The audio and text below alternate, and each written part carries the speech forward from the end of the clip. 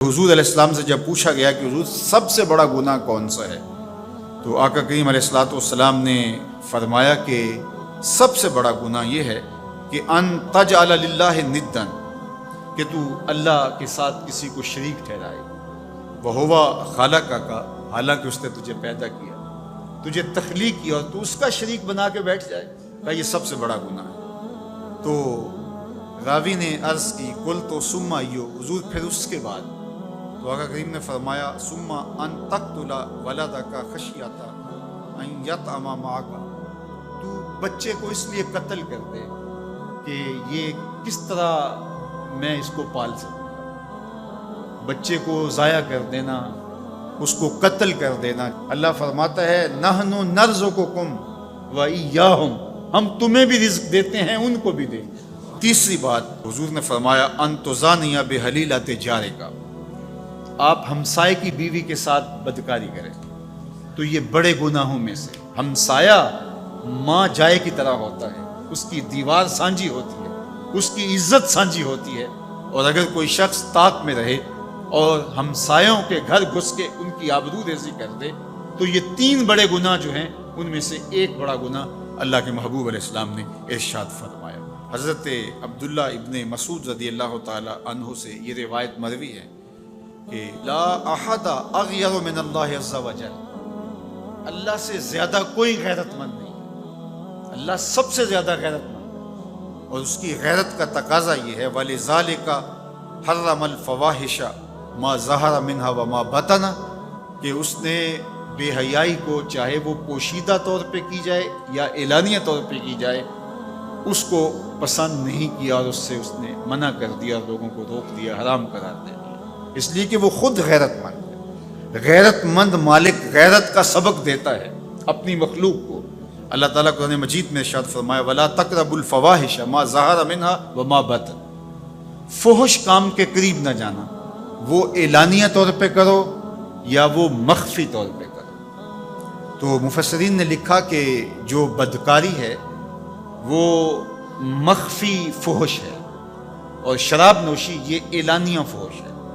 شراب نوش جو ہے وہ چھپ نہیں سکتا، بدکار بعض اوقات ایک مدت کے لیے چھپ جاتا ہے، لیکن یہ بات ذہن میں رکھیے کہ جو بدکار ہے وہ دنیا کے اوپر رسوا ضرور ہوتا ہے، اس کے چہرے کا نور چھین لیا جاتا ہے، اور اس کے اوپر مصیبتیں مسلط کر دی جاتی ہیں، اور اللہ کے قہر و غضب کا شکار ہوتا ہے، اس کی دعائیں قبول نہیں ہوتی، نیک لوگوں کی دعاؤں سے اس کا حصہ نکال لیا جاتا ہے، لیکن بہرحال ایک مدت کے لیے چھپ جاتا ہے۔ لیکن شرابی اپنے جرم کو نہیں چھپا پاتا، تو کہا کہ جو مخفی جرم ہے وہ بدکاری ہے، اور جو ارشاد فرمایا قرآن نے کہ جو ظاہر جرم ہے اس سے مراد جو ہے وہ الخمر ہے، شراب ہے، اور ہر نشہ دینے والی چیز سے حرام کی حرمت آئی۔ کل مسکر خمر وکل خمر حرام، فرمایا ہر نشہ آور چیز شراب ہے، اور ہر شراب حرام قرار دے دی گئی۔ اب یہاں بھی لوگ دلیلیں لے کے بیٹھ جاتے ہیں، میاں وہ بھی ایک مشروب ہے، اس سے کیا فرق پڑتا ہے؟ میاں جب رب نے کہہ دیا تو بات ختم ہو گئی۔ ایک یہودی کے پاس ایک مسلمان مہمان ٹھہرا، تو اس نے انگور پیش کیے، تو اس نے بڑے شوق سے لیے، تو تھوڑی دیر کے بعد وہ شراب لے آیا۔ اس نے کہا استغفر اللہ، میں مسلمان ہوں، میں شراب نہیں لیتا۔ تو اس نے ہنس کے کہا یہ جو انگور آپ نے کھائے ہیں شراب اسی سے کشید ہوتی ہے۔ تو اس مسلمان نے کہا کہ آپ کی اہلیہ کدھر ہے؟ تو وہ اپنی اہلیہ کو بلا لایا، تو کہا آپ کی کوئی اولاد بھی ہے؟ کہا ہاں میری بیٹی ہے، اس کو بھی بلا لاؤ۔